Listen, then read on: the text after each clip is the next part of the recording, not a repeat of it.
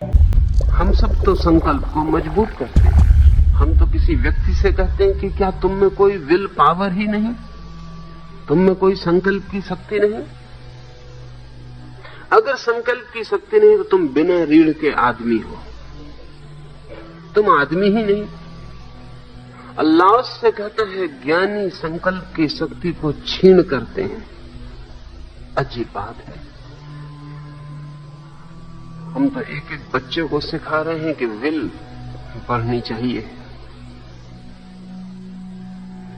इस सदी के जो बहुत बुद्धिमान लोग हैं उन सभी का ख्याल है कि आदमी में संकल्प बढ़ना चाहिए। नीत्शे ने बहुत अद्भुत किताब लिखी है, विल टू पावर। नीत्शे का ख्याल है कि आदमी के पूरे जीवन का एक ही लक्ष्य है कि शक्ति का संकल्प, शक्ति कैसे मिले इसका संकल्प। और जो आदमी जितना संकल्पवान है उतना महान है। कार्लाइल या इमर्सन, ये सारे के सारे पश्चिम के विचारक संकल्प पर जोर देते हैं कि संकल्प मजबूत हो। तुम्हारी इच्छा शक्ति ऐसी होनी चाहिए कि अटल पत्थर की दीवार, कि जगत हिल जाए लेकिन तुम न हिलो,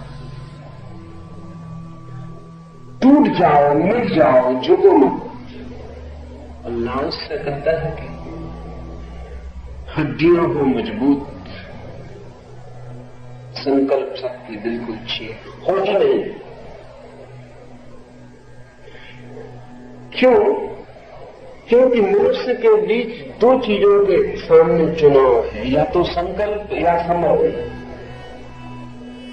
जो संकल्प करेगा उसका अहंकार मजबूत होगा, जो समर्पण करेगा उसका अहंकार गलेगा और मिटेगा। जो संकल्प के रास्ते से चलेगा वो अपने पर पहुंचेगा, और जो समर्पण के रास्ते से चलेगा वो परमात्मा पर पहुंचता है।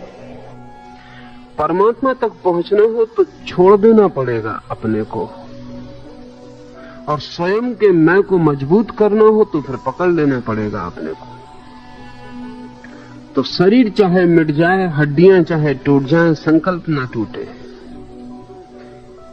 ऐसा हम सबकी व्यवस्था है। इसको हम सीधी व्यवस्था कहते हैं, क्योंकि हम कहते हैं कैसे कमजोर आदमी हो, लड़ नहीं सकते, जूझ नहीं सकते, शक्ति नहीं तुम में कोई। अल्लाह से कहता है ये शक्ति होनी ही नहीं चाहिए। नहीं, ऐसा नहीं कि तुम टूट जाओ लेकिन झुको मत। लाओ से कहता है तुम ऐसे हो कि तुम्हें पता ही ना चले कि तुम कब झुक गए, हवा को पता भी ना चले कि तुमने रेसिस्ट किया, कि तुमने थोड़ा भी प्रतिरोध किया। हवा आए कि तुम पहले ही झुक जाओ, जिससे घास के छोटे छोटे तिनके झुक जाते हैं। अड़ियल वृक्ष अकड़ के खड़े रह जाते हैं, तूफान से टक्कर लेते हैं, छोटे पौधे झुक जाते हैं। और बड़ा मजा ये कि छोटे पौधे तूफान को जीत लेते हैं और बड़े पौधे तूफान से मर जाते हैं। लाओस से कहता है अगर तुम लड़ोगे तो हारोगे, क्योंकि जिससे तुम लड़ रहे हो तुम्हें पता नहीं वो कौन है। एक एक व्यक्ति जब भी लड़ रहा है तो अनंत शक्ति से लड़ रहा है। हमारे चारों ओर जो अनंत निवास कर रहा है हम उससे ही लड़ रहे हैं। लाओस से कहता है लड़ो मत, लड़ो ही मत, लड़ने का सवाल ही ना उठे। तुम अपने को इतना अलग ही मत मानो कि तुम्हें लड़ना भी है। तुम गिर जाओ, तुम तूफान के साथी हो जाओ, कोऑपरेट विथ इट, उसका सहयोग करो। तूफान पता ही नहीं चलेगा कि तुम्हारे पास से कैसे गुजर गया, और तूफान के गुजर जाने के बाद तुम पाओगे कि तुम्हें तूफान ने छुआ भी नहीं, और तुम पाओगे तुम्हारी शक्ति का इंच भर भी नष्ट नहीं हुआ, क्योंकि तुम लड़े ही नहीं। और हारने का कोई सवाल नहीं है, क्योंकि जिसका तूफान है उसी के तुम हो। वो जो लड़ने आया था, तुम्हें लगा था कि लड़ने आया है, वो लड़ने आया नहीं था, तुम्हारे संकल्प की वजह से तुम्हें लगा था कि लड़ने आया है। तुम लड़ने को उत्सुक थे, इसलिए तुमने उसे शत्रु की तरह व्याख्या कर ली, अन्यथा कोई व्याख्या की जरूरत नहीं। इसे थोड़ा समझें। सच में कोई शत्रु होता है या हम व्याख्या करते हैं कि वो शत्रु है? और व्याख्या हम क्यों करते हैं? हम व्याख्या इसलिए करते हैं कि हम लड़ना चाहते हैं। अगर मैं लड़ना ही नहीं चाहता तो एक बात निश्चित है कि मैं शत्रु की व्याख्या नहीं करूंगा कि कोई शत्रु है। लड़ना चाहता हूं तो शत्रु को निर्मित करूंगा। सब शत्रुता संकल्प से निर्मित होती है, सब संघर्ष संकल्प से निर्मित होता है। लाओ से कहता तुम तो ऐसे हो जाओ जैसे हो ही नहीं। जैसे हवा तलवार से निकल जाती, तलवार हवा से निकल जाती है, हवा कहीं कटती नहीं क्योंकि हवा रेसिस्ट नहीं करती। पानी से तलवार गुजार देते हो, पानी कटता नहीं, तलवार काट भी नहीं पाती कि पानी जुड़ जाता है क्योंकि पानी रेसिस्ट नहीं करता, वो प्रतिरोध नहीं करता। तुम भी लड़ो मत। लाओ से कहता तुम भी हवा पानी जैसे हो जाओ, काटने वाली शक्ति को गुजर जाने दो। तुम अगर न लड़ोगे तुम उसके गुजरते ही पाओगे कि जुड़ गए हो, तुम टूटे ही नहीं, तुम खंडित ही नहीं हुए। अगर तुम लड़े तो तुम टूट जाओगे। संकल्प को हम जैसा आदर देते हैं,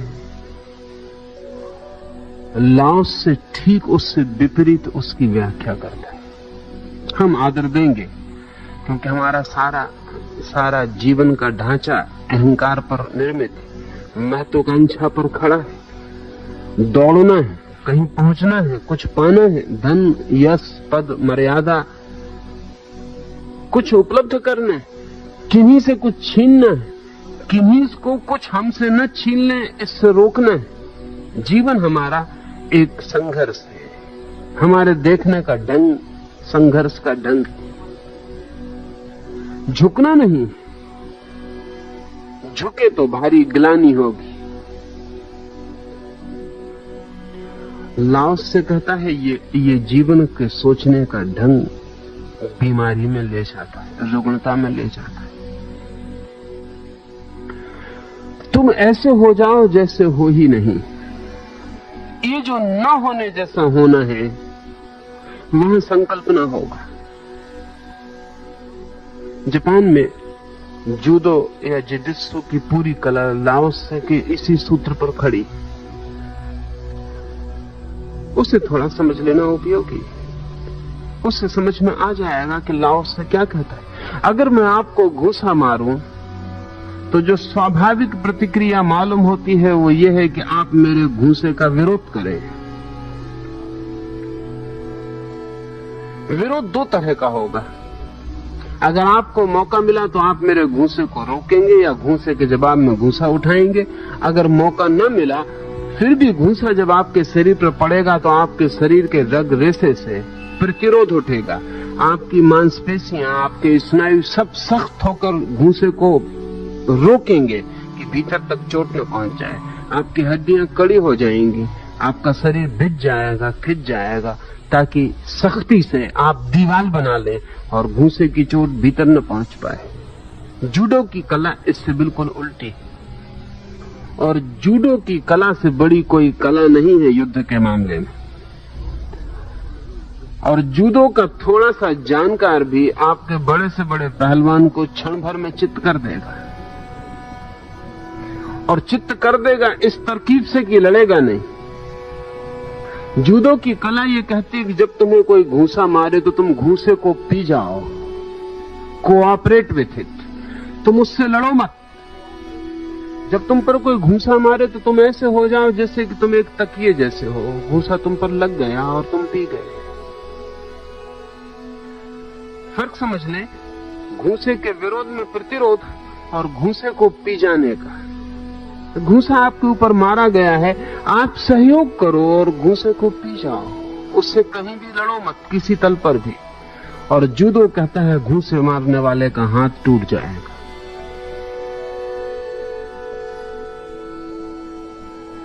घूसे मारने वाले का हाथ टूट जाएगा क्योंकि घूसा मारने वाला बहुत शक्ति और बहुत संकल्प से मार रहा है। और अगर आपने बिल्कुल जगह दे दी तो उसकी हालत ठीक वैसे हो जाएगी जैसे एक रस्सी को पकड़ के आप खींच रहे हो, मैं खींच रहा हूं और मैंने रस्सी छोड़ दी, मैंने खींचा ही नहीं, मैंने प्रतिरोध न किया, मैंने कहा आप खींचते हो ले जाओ, तो आप गिर पड़ोगे। जूडो की कला कहती है मारो मत, जब कोई मारे तो उसके सहयोगी हो जाओ, उसको दुश्मन मत मानो, मानो कि जैसे वो अपने ही शरीर का एक हिस्सा है। और तब थोड़ी देर में मारने वाला थक जाएगा और परेशान हो जाएगा, उसकी शक्ति छीन होगी, क्योंकि हर घूंसे में शक्ति बाहर फेंकी जा रही, और आपकी शक्ति छीन नहीं होगी, बल्कि जूडो कहता है कि उसके घूंसे से जो शक्ति निकल रही है वो भी आप पी जाओगे, वो भी आपको मिल जाएगी।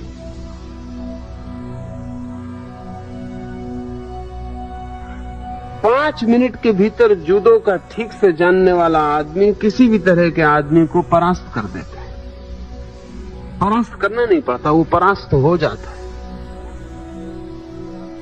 एक बहुत प्रसिद्ध कथा है जूडो की।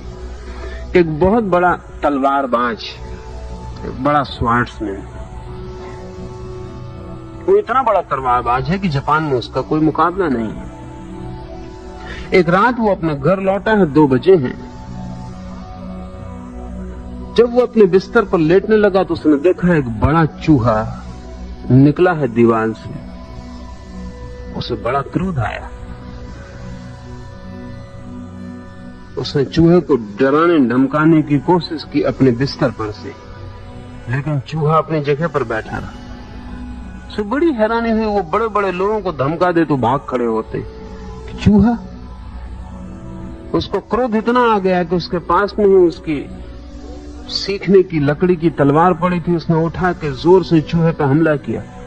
हमला उसने इतने क्रोध में किया, चूहा जरा इंच पर सरक गया, उसकी तलवार जमीन पर पड़ी और टुकड़े टुकड़े हो गए, और चूहा अपनी जगह बैठा रहा। तब जरा उसे घबराहट पैदा हो गई। चूहा कोई साधारण नहीं मालूम होता, उसके वार को चूक जाना, उसका वार चूक जाए इसकी कल्पना भी नहीं थी। वो अपनी असली तलवार लेके आ गया, लेकिन जब चूहे को मारने के लिए कोई असली तलवार लेके आता है तो उसकी हार निश्चित है। असली तलवार लेकर आ गया जब वो, तभी हार निश्चित हो गई। चूहे को मारने के लिए असली तलवार एक योद्धा को लानी पड़े। चूहे से डर तो गया वो बहुत, और चूहा असाधारण है, हाथ उसका कपने लगा और उसे लगा कि अगर असली तलवार टूट गई तो फिर इस अपमान को सुधारने का कोई उपाय न रह जाए। उसने बहुत संभल के मारा, और जो जानते हैं वो कहते हैं जितना संभल के आप निशाना लगाएंगे उतना ही चूक जाएगा, क्योंकि संभलने का मतलब है कि भीतर डर है, भीतर घबराहट है, कंपन। अगर भीतर कोई डर नहीं, घबराहट नहीं, तो आदमी संभल के काम नहीं करता, काम करता है और हो जाता है। उसने तलवार मारी, उसे जिंदगी में उसने बहुत बार तलवार उठाई और चलाई और वो कभी चूका नहीं था। एक क्षण उसका हाथ बीच में कपा, और जब तलवार नीचे पड़ी तो टुकड़े टुकड़े हो गई। चूहा जरा सा हट गया था। उस तलवारबाज की समझ के बाहर हो गई बात, उसने होश खो दिया। कहानी कहती है कि उसने गांव में खबर की कि किसी के पास कोई जानदार बिल्ली हो तो ले आओ, और दूसरे दिन गांव में जो बड़े से बड़ा धनपति था उसने अपनी बिल्ली भेजी। वो कई चूहों को मार चुकी थी, लेकिन तलवारबाज डरा हुआ था, और जिस धनपति ने अपनी बिल्ली भेजी थी वो भी डरा हुआ था, क्योंकि जब तलवारबाज की तलवार टूट गई हो तो बिल्ली कहां तक सफल होगी ये भय है, और बिल्ली को भी खबर मिल गई थी। और तलवारबाज बहुत बड़ा था। बिल्ली ने बहुत चूहे मारे थे, लेकिन इस चूहे से आतंकित हो गई थी, रात भर सो न पाई। सुबह जब चली तो पूरी तैयारी से चली, रास्ते में 25 योजनाएं बनाई। कभी कभी उसके मन को भी हुआ मैं ये क्या कर रही हूं, चूहे तो मुझे देखते ही भाग जाते हैं, मैं योजना कर रही हूं। लेकिन योजना कर लेनी उचित थी, चूहा असाधारण मालूम होता है। बिल्ली दरवाजे पर आई, एक क्षण उसने भीतर देखा, चूहे को देखकर कब गई। चूहा बैठा था, तलवार टुकड़े टुकड़े पड़ोस में पड़ी थी। इसके पहले कि बिल्ली आगे बढ़े, चूहा आगे बढ़ा। बिल्ली ने बहुत चूहे देखे थे, लेकिन कोई चूहा बिल्ली को देख के आगे बढ़ेगा। बिल्ली एकदम बाहर हो गई। तलवारबाज की हिम्मत बिल्कुल टूट गई कि अब क्या होगा। सम्राट को खबर की गई कि आपके राजमहल की बिल्ली भेज दी जाए, अब कोई और उपाय नहीं। सम्राट के पास जो बिल्ली थी वो निश्चित ही देश की श्रेष्ठतम कुशल बिल्ली थी, लेकिन वही हुआ जो होना था। सम्राट की बिल्ली ने चलते वक्त सम्राट से कहा, आपको शर्म आनी चाहिए, ऐसे छोटे मोटे चूहों को मारने को मुझे भेजते हैं। मैं कोई साधारण बिल्ली नहीं हूं। लेकिन ये भी उसने अपनी रक्षा के लिए कहा था। खबरें पहुंच गई थी कि चूहा आगे बढ़ा, कि बिल्ली वापस लौट गई, कि तलवार टूट गई, कि योद्धा हार गया है, कि चूहे का आतंक पूरे गांव पर छाया हुआ। चूहा साधारण नहीं है, लेकिन बचाव के लिए उसने राजा से कहा कि साधारण से चूहे को मुझे भेजते। सम्राट ने कहा, चूहा साधारण नहीं है और आतंकित मैं भी हूं कि तू लौट तो ना आएगी। जो होना था वही हुआ। बिल्ली गई, उसने जोर से झपट्टा मारा, लेकिन चूक गई। दीवार से उसका मुंह टकराया, लहूलुहान होकर वापस लौट गई।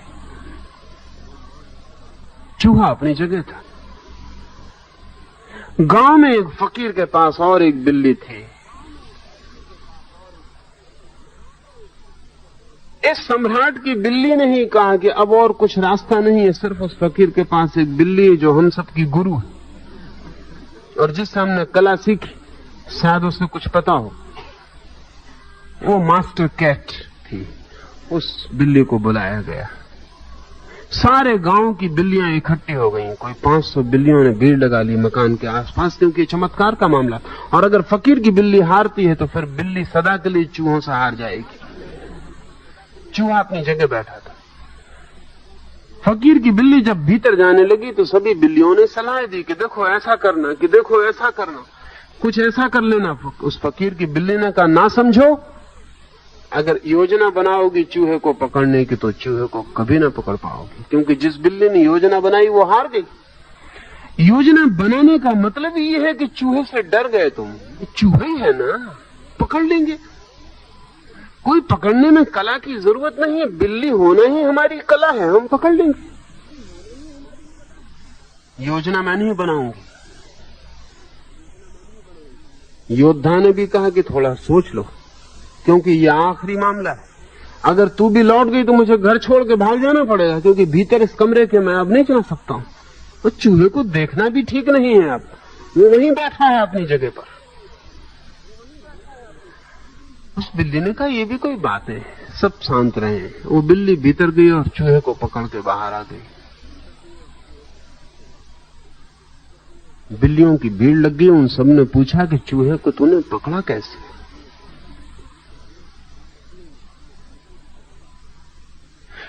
क्या है तरकीब?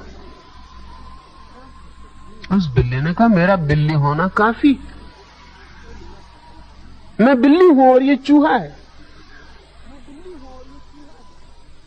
और चूहे सदा से कोऑपरेट करते रहे, सदा से सहयोग करते रहे, बिल्लियां सदा से पकड़ती रही। ये हम दोनों का स्वभाव है कि मैं बिल्ली हूं और ये चूहा है, ये पकड़ा जाएगा और मैं पकड़ लूंगी। तुमने योजना बनाई, इसी से भूल हो गई। तुम बुद्धि को बीच में लाए, इसी से परेशान हुए।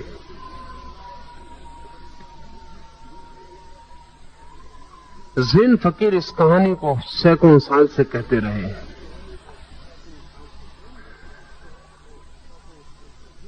ये बिल्ली गरीब फकीर की बिल्ली थी।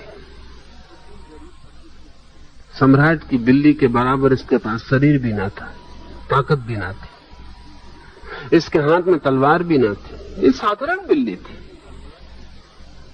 पर उस बिल्ली ने कहा कि मेरा स्वभाव, ये चूहे का स्वभाव, इसमें कोई अनहोना नहीं हुआ है।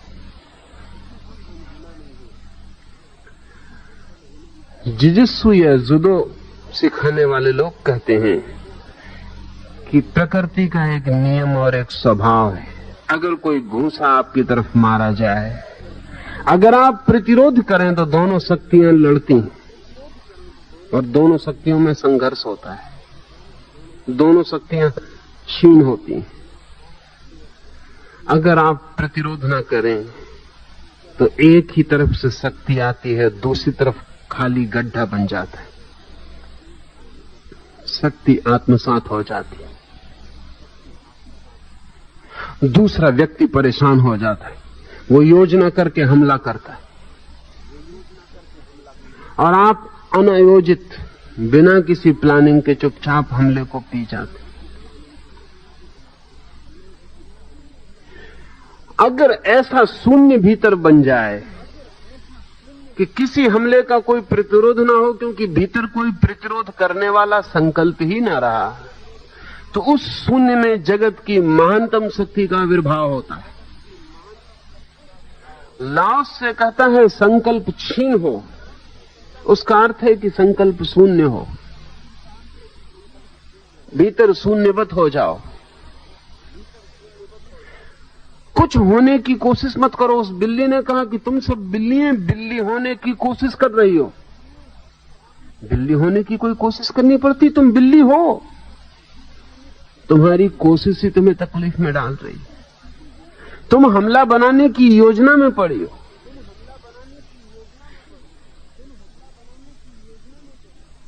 जुडो का शिक्षक सिखाता है कि हमला मत करना, सिर्फ हमले की प्रतीक्षा करना, और जब हमला आए तो तुम एक ही बात का ध्यान रखना कि तुम उसे आत्मसात कर जाओ।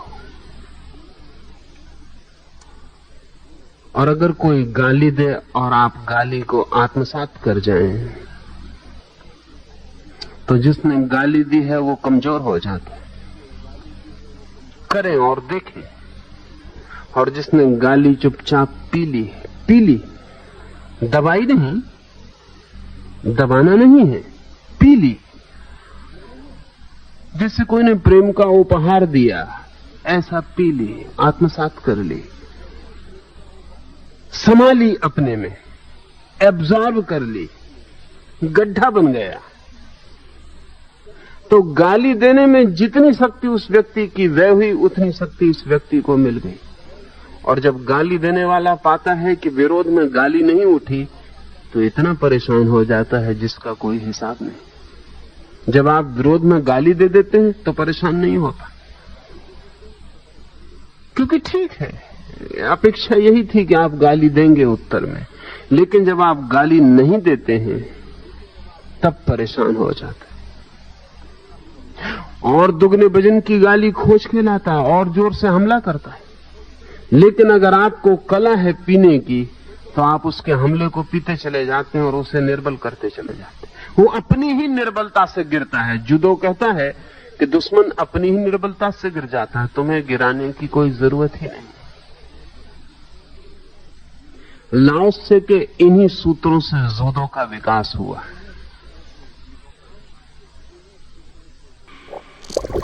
और लाओत्से के इन्हीं सूत्रों से और बुद्ध के विचार के सम्मेलन से ज़ेन का जन्म हुआ।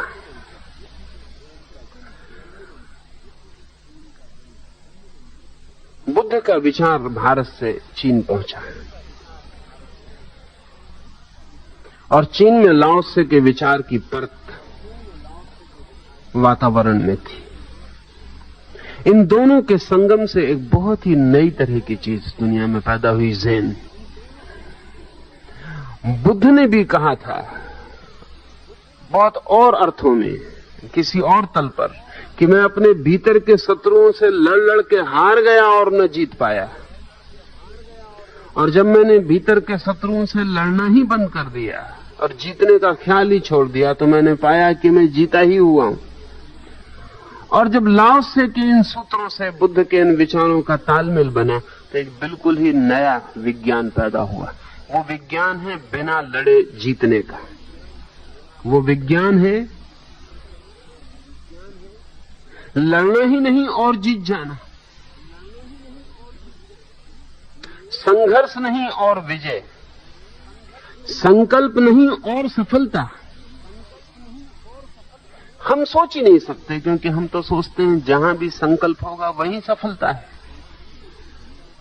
जहां संघर्ष होगा वहीं विजय है, जहां युद्ध होगा वहीं तो पुष्पहार पहनाए जाएंगे जीत के। लाओस से उल्टा मालूम पड़ेगा। कहता हड्डियां तो मजबूत हो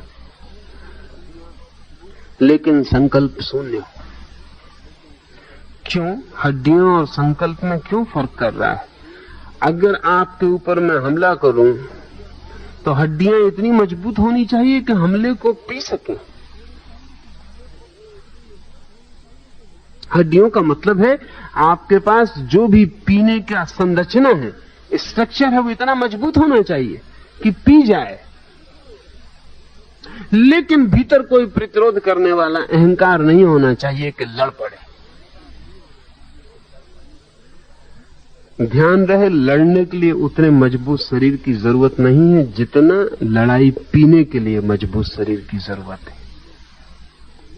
कमजोर शरीर वाला भी लड़ सकता है, और अक्सर ऐसा होता है कि कमजोर हो शरीर और दिमाग हो पागल तो खूब लड़ सकता है। कोई शरीर की कमजोरी से लड़ने में बाधा नहीं पड़ती। शरीर की कमजोरी लड़ने में बाधा नहीं है, बल्कि सच्चाई तो यह है कि कमजोर शरीर लड़ने को बहुत आतुर होता है। सुना है मैंने कि हांगकांग में पहली दफा जो अमेरिकन उतरा, उसने हांगकांग के बंदरगाह पर 2 चीनियों को लड़ते देखा। लाओसे की परंपरा से ही जुड़े हुए अनेक परंपराएं चीन में विकसित हुई। वो 10 मिनट तक खड़ा होकर देखता रहा कि वो बिल्कुल एक दूसरे के मुंह के पास मुंह ले आते हैं, घूंसा उठाते हैं, एक दूसरे की नाक तक घूंसा ले जाते हैं, बड़ी गालियां देते हैं, बड़ी चीख-पुर मचाते हैं, लेकिन हमला नहीं होता। 10 मिनट में वो थोड़ा हैरान हुआ कि किस प्रकार की लड़ाई।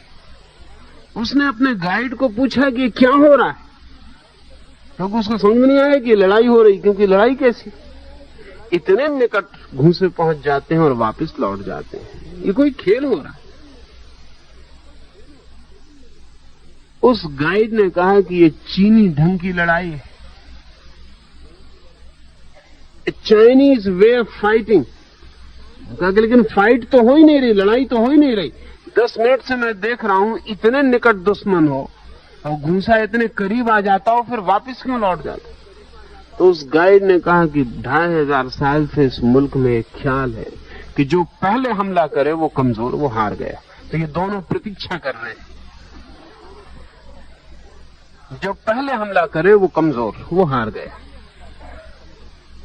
उसने काबू पहले खो दिया, वो कमजोरी का लक्षण है।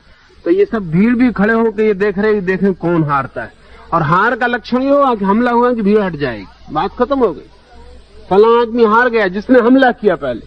और ये दोनों एक दूसरे को उकसा रहे हैं कि हमला करो। अब इसमें कौन हारता है ये देखना है। और हार का बड़ा अजीब सूत्र, वो जो हमला करेगा वो हार गया। लाओसे की धारणा है कि कमजोर हमला पहले कर देता है। मैंने कल मैकियावेली का नाम लिया आपसे, और मैकियावेली और लाओसे में बड़ी समान अंतर बात है। मैकियावेली कहता है सुरक्षा का सबसे बड़ा उपाय पहले हमला कर देना है।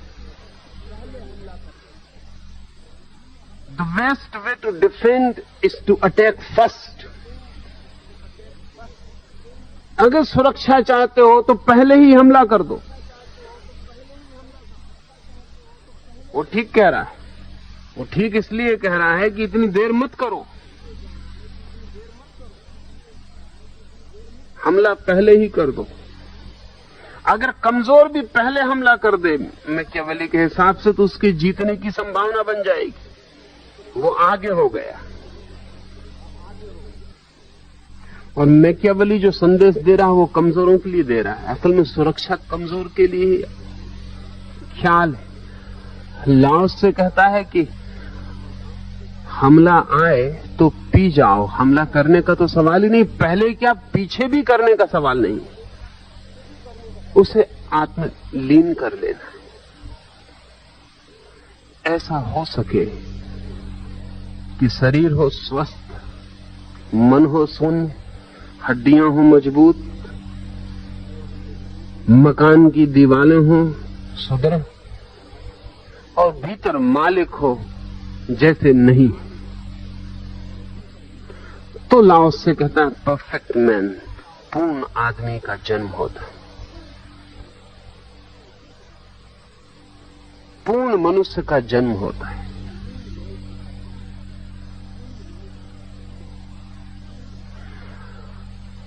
ये धारणा उल्टी है, हमारे सबके हिसाब में ये धारणा उल्टी है। और ये उल्टी इसलिए दिखाई पड़ती रहेगी कि हमारे सोचने के सारे मापदंड अल्लाह से बिल्कुल विपरीत है। हम कहेंगे ये कमजोरी है, कायरता है कि कोई हमला करे और तुम जवाब ना दो। हम कहेंगे ये कायरता है कि कोई हमला करे और तुम जवाब ना दो।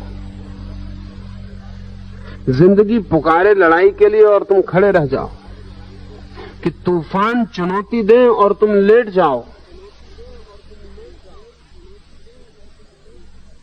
कि नदी बहाने लगे तुम्हें और तुम बह जाओ और उल्टे ना बहो।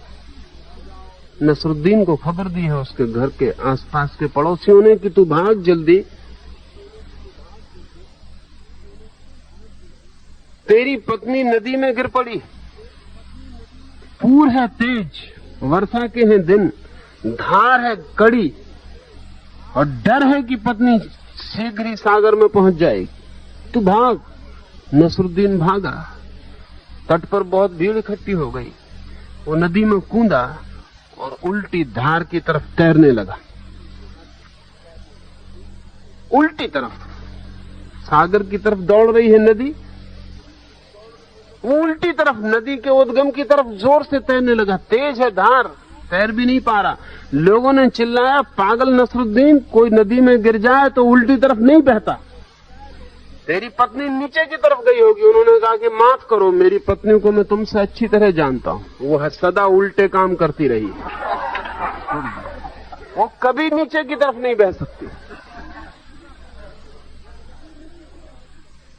उसे मैं भली भांति पहचानता हूं, 30 साल का हमारा उसका सत्संग। अगर तुम ये कहते हो कि सभी लोग नदी में गिर के नीचे की तरफ बहते हैं तो मेरी पत्नी ऊपर की तरफ बही होगी।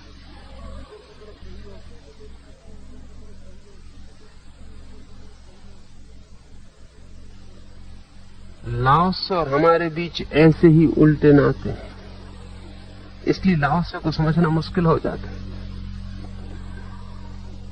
लाओसे को समझना मुश्किल हो जाता है क्योंकि हमारे तर्क की व्यवस्था में, उसकी तर्क की व्यवस्था में बड़ा उल्टापन है। हम कहते हैं कायरता, और लाओसे कहता है शक्ति। वो कहता है जितनी बड़ी शक्ति है उतनी ही लड़ने की आतुरता कम होगी, अगर शक्ति पूर्ण है तो लड़ाई होगी ही नहीं। ऐसा समझे हम परमात्मा के द्वार पर जाके हम गाली दे रहे, कोई उत्तर नहीं मिलता। और नास्तिक हजारों साल से खंडन करते रहे हैं, एक भी बार ऐसा नहीं हुआ कि परमात्मा एक आध बात तो कह देता कि मैं हूं। इतने दिन से लंबा विवाद चलता है, एक आध बार तो उसको इतना तो ख्याल आ जाना चाहिए था कि बड़ी कायरता होगी, एक दफा तो कह दूं कि मैं हूं। नहीं, वो चुप है। लाओस से कहता है वो इसलिए चुप है कि वो परम शक्ति है, प्रतिरोध वहां नहीं है। अगर नास्तिक कहता है तुम नहीं हो तो परमात्मा से भी प्रतिध्वनि आती है कि नहीं हो, कोऑपरेट कर जाता है, उसके साथ भी सहयोग कर लेता है।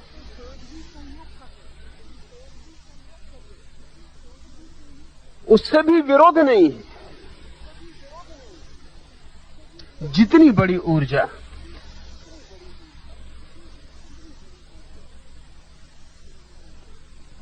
उतना ही प्रतिरोध नहीं होता। सुना है मैंने एक स्कूल में एक पादरी बच्चों को बाइबल का पाठ सिखा रहा है और उनसे कह रहा है कि कल मैंने तुम्हें क्षमा के लिए सारी बातें समझाई थी। अगर कोई तुम्हें मारे तो तुम उसे क्षमा कर सकोगे? एक छोटे से लड़के को उसने खड़े करके पूछा कि तेरा क्या ख्याल है, अगर कोई लड़का तुझे घूंसा मार दे तो तू उसे क्षमा कर सकेगा? उस लड़के ने कहा, कर तो सकूंगा अगर वो मुझसे बड़ा हो। कर तो सकूंगा अगर वो मुझसे बड़ा हो, छोटे को करना जरा मुश्किल पड़ जाएगा।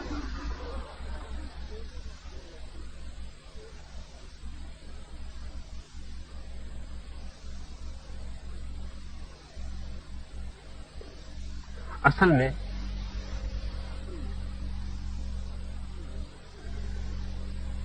हम सबकी मनोदशा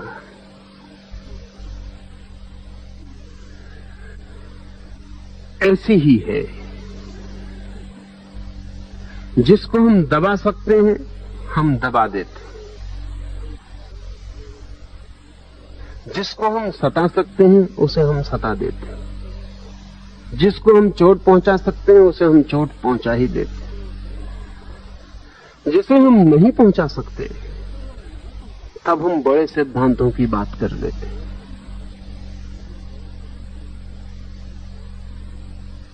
लाओस से कह रहा है कि तुम्हारे भीतर वो बिंदु ही न रह जाए जो छोटे बड़े को सोचता है, इसके साथ उसके साथ सोचता है, इस स्थिति में क्या करूं उस स्थिति में क्या करूं सोचता है। वो बिंदु ही ना रह जाए, तुम्हारे भीतर संकल्प ही ना रह जाए। लाओसे को अगर एक छोटा बच्चा भी चांटा मार दे तो भी जवाब नहीं देगा, और एक सम्राट भी हमला बोल दे तो भी जवाब नहीं देगा। इसे अगर इस सूत्र को ठीक से ले लें तो साधना का बड़ा सूत्र है। कभी छोटा सा प्रयोग करके देखा, एक 7 दिन के लिए अप्रतिरोध का, नॉन रेसिस्टेंस का, कि कुछ भी होगा पी जाएंगे। प्रयोगात्मक एक 7 दिन के लिए कुछ भी होगा पी जाएंगे।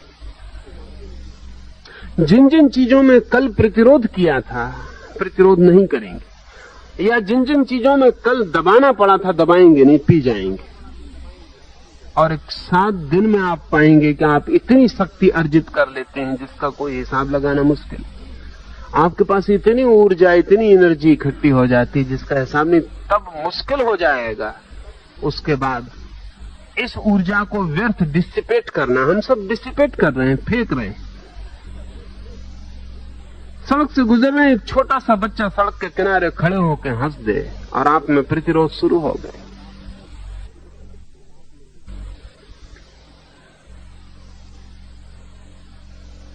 प्रतिरोध शुरू हो गए। लाओसे पर किसी ने एक गांव में हमला कर दिया था। लाओसे ने तो लौट के भी नहीं देखा कि वो आदमी कौन है। वो चलता ही गया। उस आदमी को बड़ी बेचैनी हुई। उसने लौट के भी नहीं देखा कि पीछे से लकड़ी किसने मारी। वो आदमी भागा हुआ आया, उसने लाओसे को रोका और कहा कि लौट के तो देख लो, अन्यथा हमारा मारना बिल्कुल बेकार ही गया। कुछ तो कहो।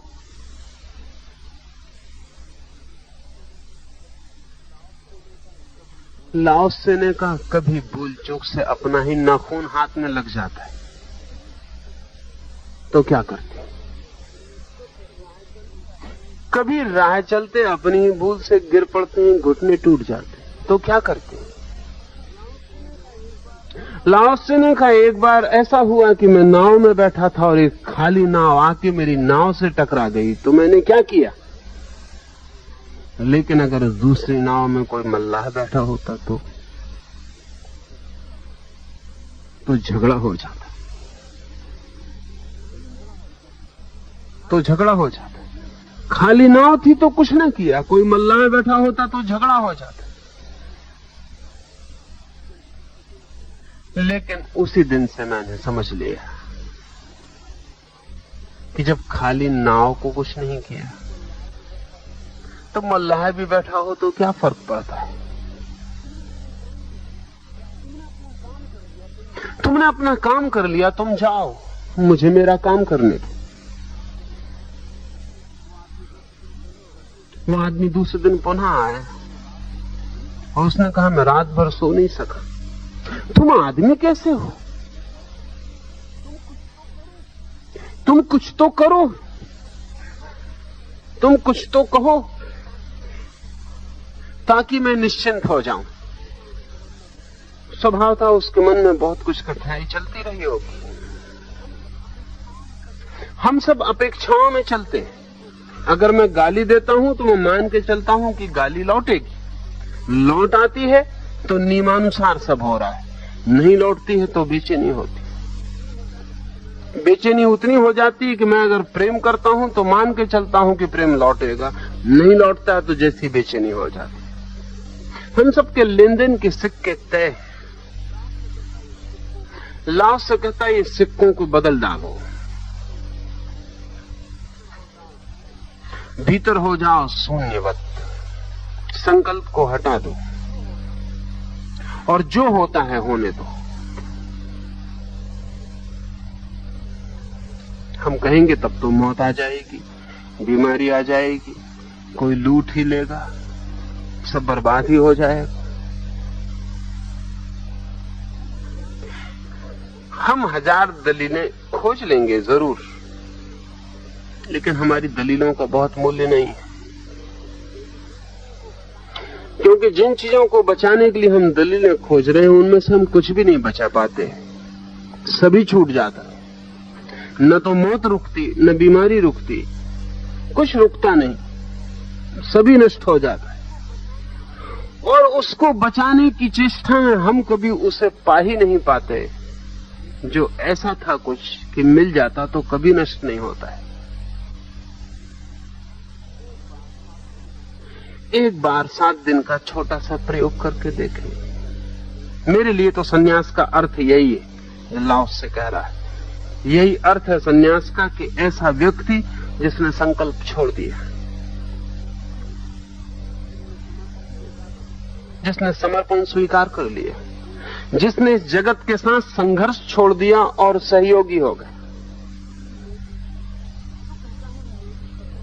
जो कहता है मेरी शत्रुता नहीं, हवाएं जहां ले जाएं मैं चला जाऊंगा, जो कहता है मेरी अपनी कोई आग्रह की बात नहीं कि ऐसा हो, जो हो जाएगा वही मुझे स्वीकार है। ऐसी कोई मंजिल नहीं जहां मुझे पहुंचना है, जहां पहुंच जाऊंगा कहूंगा यही मेरी मंजिल है। ऐसा व्यक्ति सन्यासी है। और ऐसी सन्यास की भावदशा में जीवन का जो परम धन है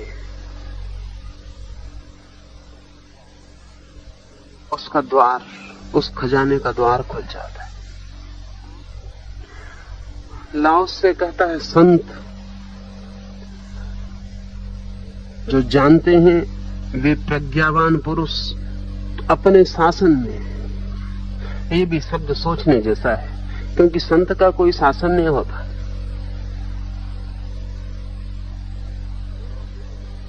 संत की क्या गवर्नमेंट होती?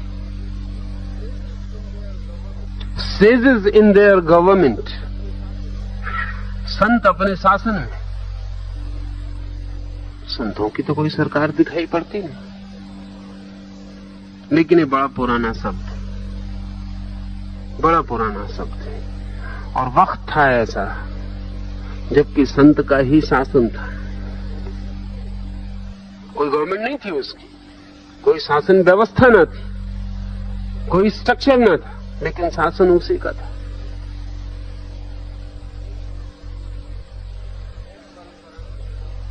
जैन परंपरा में अभी भी महावीर का शासन, ऐसा ही शब्द प्रयोग किया जाता है।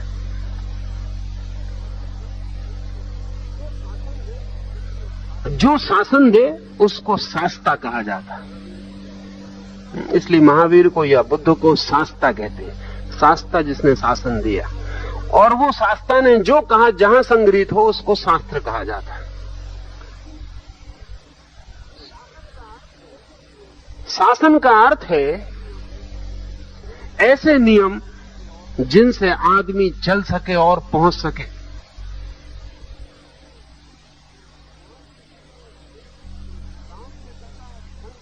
तो लाओस से कहता है संत अपने शासन में, अपनी सूचनाओं में, मनुष्य को चलाने के लिए जो शास्त्र वे निर्मित करते हैं उसमें आदमी के मन को तो खाली करने की कोशिश करते, शरीर को भरने की कोशिश करते, संकल्प को तोड़ते, हड्डियों को मजबूत कर देते। सारे हठ योग की पूरी प्रक्रियाएं हड्डी को मजबूत करने की प्रक्रियाएं।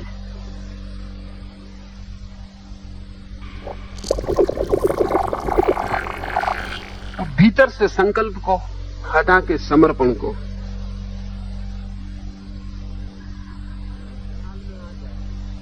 ये ख्याल में आ जाए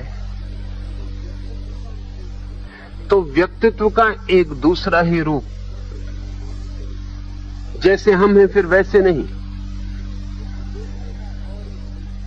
देखने का और ही ढंग, एक दूसरा गेस्टाल्ट। और जैसा हम देखना शुरू करते हैं वैसी ही चीजें दिखाई पड़नी शुरू हो जाती। अगर आपने तय कर रखा है सजग रहना है, हर वक्त हमला हो तो हमले से उत्तर देना है, हमला ना हो तो पहले से तैयारी रखनी है, तो आप रोज दुश्मन को खोज लेंगे। जगत बहुत बड़ा है और हर आदमी की जरूरतें पूरी कर देता है। अगर आप दुश्मन को खोजने निकले हैं तो आप दुश्मन को प्रतिपल खोज लेंगे। ये खोज करीब करीब वैसी है जैसे कभी पैर में चोट लग जाए तो फिर दिन भर पैर में उसी जगह चोट लगती मालूम पड़ती। कभी कभी हैरानी भी होती है कि मामला क्या है, इतना बड़ा शरीर है कहीं चोट नहीं लगती, वहीं चोट लगती है जहां चोट लगी है। तो चोट तो रोज वहां ही लगती थी, पता नहीं चलती थी, आज वहां चोट लगी है इसलिए पता चलती है। आपका वो हिस्सा संवेदनशील है, सेंसिटिव है, इसलिए पता चलता है। दूसरे हिस्से पर पता नहीं चल रहा, वो संवेदनशील नहीं है। तो हम जिस जिस चीज के लिए संवेदनशील हो जाते हैं वही वही हमें पता चलता है। अगर हम आक्रमण के प्रति संवेदनशील हैं, अगर हमें लग रहा है कि सारा जीवन एक संघर्ष युद्ध है, तो फिर हम रोज हर घड़ी उन लोगों को खोज लेंगे जो शत्रु हैं, उन स्थितियों को खोज लेंगे जो संघर्ष में ले जाएं। लाओस से दूसरा गेस्टाल्ट, देखने का दूसरा ढंग, दूसरी सेंसिटिविटी दे रहा, वो दूसरी संवेदनशीलता दे रहा। वो कह रहा है कि सहयोग को खोजो, और जो आदमी उस भाव से खोजने निकलेगा उसे मित्र मिलने शुरू हो जाते, उसकी संवेदनशीलता दूसरी हो जाती, वो मित्र को खोजने लगता है, और हम जो खोजते हैं वो हमें मिल जाता है।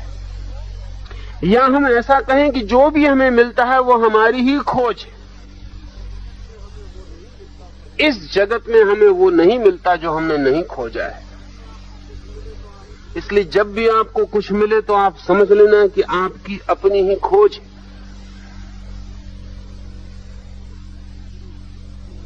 लेकिन हम ऐसा कभी नहीं मानते। अगर दुश्मन मिलता है तो हम सोचते हैं हमारी क्या खोज है, दुश्मन है इसलिए मिल गया।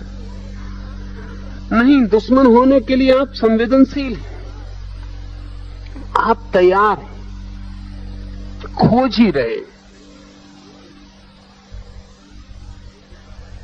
सहयोग की ये व्यवस्था, कोऑपरेशन और कॉन्फ्लिक्ट,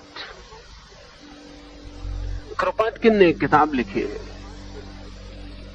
और क्रोपाटकिन इस सदी में कॉन्फ्लिक्ट की सदी है हमारी, तो हमारा तो पूरा युग संघर्ष का है। जहां मार्क्स से लेकर और माओ तक सारा विचार संघर्ष और कलह का है।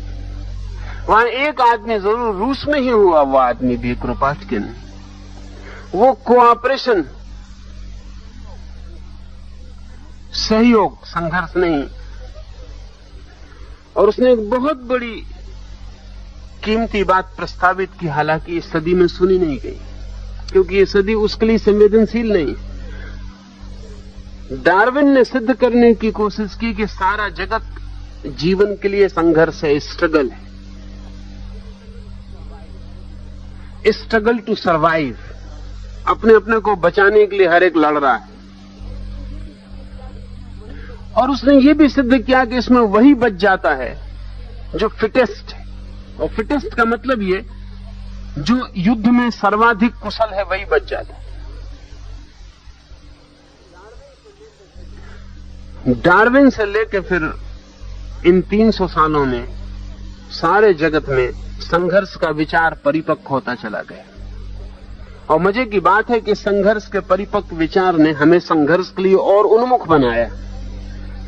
और जब इस सिद्धांत को हमने स्वीकार कर लिया कि जीवन एक संघर्ष है, हर एक लड़ रहा है, सिर्फ बाप बेटे से लड़ रहा है, बेटा बाप से लड़ रहा है, पति पत्नी से लड़ रहा है, सब लड़ रहे हैं। ऐसा नहीं कि नौकर मालिक से लड़ रहा है, संघर्ष ही चल रहा है पूरे समय। इस सारा जीवन एक संघर्ष का ही रूप है। ये डार्विन से लेकर माओ तक सारा ख्याल संघर्ष का है। कलह, वर्ग कलह, फिर कलह बढ़ती चली जाती तो सभी तलों में प्रवेश कर जाती। फिर एक एक आदमी अकेला है और सारी दुनिया से लड़ रहा है। क्रोपाटकिन ने कहा कि संघर्ष आधार नहीं है, सहयोग आधार है।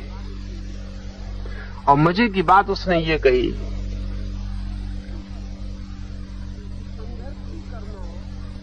कि संघर्ष भी करना हो तो भी सहयोग जरूरी है। जिससे लड़ना है उसका भी सहयोग चाहिए, लड़ाई के लिए भी। अगर वो लड़ने में भी असहयोगी हो जाए, नॉन कोऑपरेटिव हो जाए और कहते कि नहीं लड़ते, तो लड़ने का भी कोई उपाय नहीं।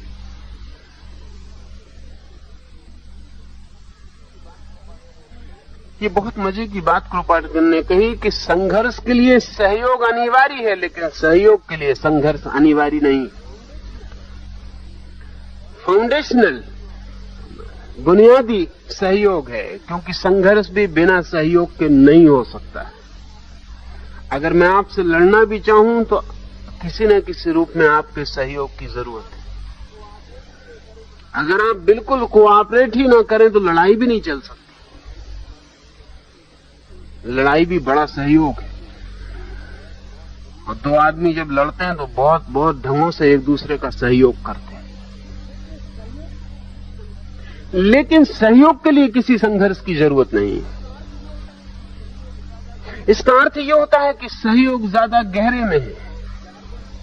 और क्रोपाटकिन ने कहा कि डार्विन ने जाकर देख लिया जंगल में कि शेर इस जानवर को खा रहा है, वो जानवर उस जानवर को खा रहा है।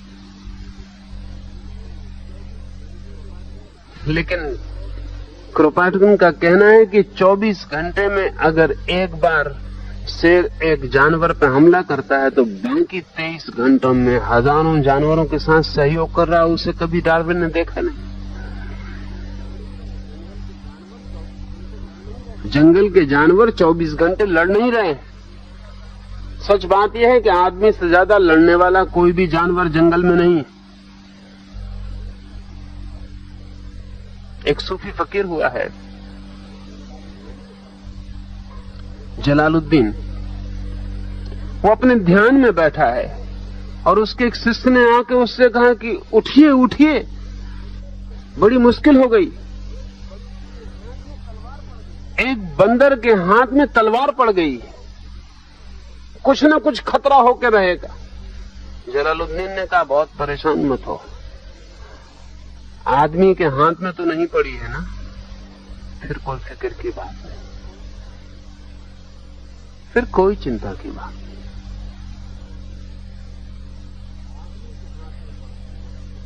आदमी के हाथ में पड़ गई हो तो फिर उठना पड़े, फिर कुछ उपद्रव होकर रहेगा। जंगल में इतना संघर्ष नहीं जैसा हमें ख्याल है, और हम सबको ख्याल है कि जंगल एक संघर्ष है, कॉन्फ्लिक्ट है, हिंसा है।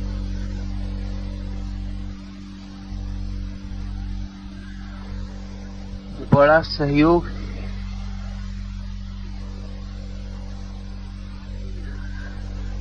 लेकिन आदमी ने जो जंगल बनाया है, जिसका नाम सभ्यता है, समाज है, वो बिल्कुल संघर्ष है और दिखाई बिल्कुल नहीं पड़ता है, और पूरे समय एक दूसरे की दुश्मनी में सारा का सारा जाल फैलता चला जाता है। कृपाटकिन वही कह रहा है जो लाओत्से ने किसी दूसरे तल पर और गहरे तल पर कहा था। लाओत्से कहता है सहयोग, लेकिन सहयोग वही लोग कर सकते हैं जिनके भीतर संकल्प क्षीण हो। कलह वही लोग कर सकते हैं जिनके भीतर संकल्प मजबूत हो। संकल्प जितना ज्यादा होगा, कलह उतनी ज्यादा होगी। संकल्प कलह का सूत्र है। संकल्प क्षीण होगा, शून्य होगा, कलह विदा हो जाएगी। लड़ने वाला तत्व ही नहीं रह जाएगा जो लड़ सकता था। इसे थोड़ा प्रयोग करके देखें। लाओत्से की सारी चीजें प्रयोग करने जैसी हैं, और प्रयोग करेंगे तो ख्याल में ज्यादा गहरा आएगा। मुझे सुन लेंगे, उतने से बात बहुत साफ नहीं होगी। मुझे सुन के लगेगा भी कि समझ गए, तो भी समझ में नहीं आएगा।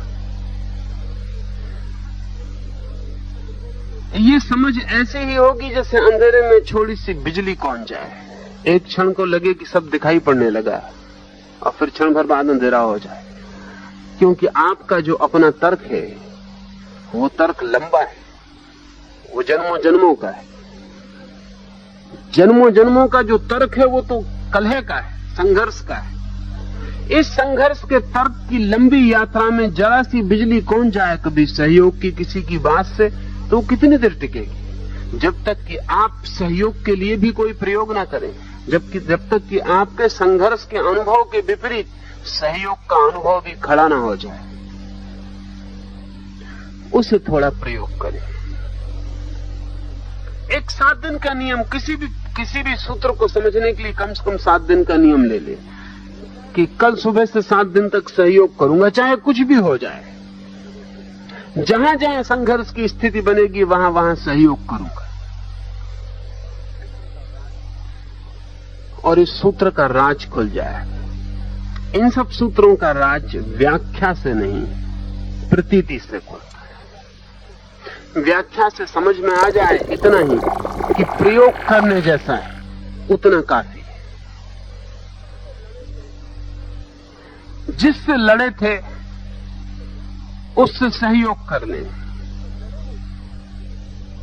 जिससे लड़े होते उससे सहयोग कर लें। जिस परिस्थिति में अकड़ के खड़े हो गए होते उस परिस्थिति में लेट जाएं, बह जाएं, और देखें 7 दिन में आप मिटे या बने। देखें 7 दिन में आप कमजोर हुए कि शक्तिशाली हुए। देखें 7 दिन में आप खो गए कि बचे। देखें 7 दिन में कि आप बीमार हैं या स्वस्थ। और एक बिल्कुल ही नए तरह के स्वास्थ्य का गुण अनुभव में आना शुरू हो सकता है। आज इतना ही, फिर कल।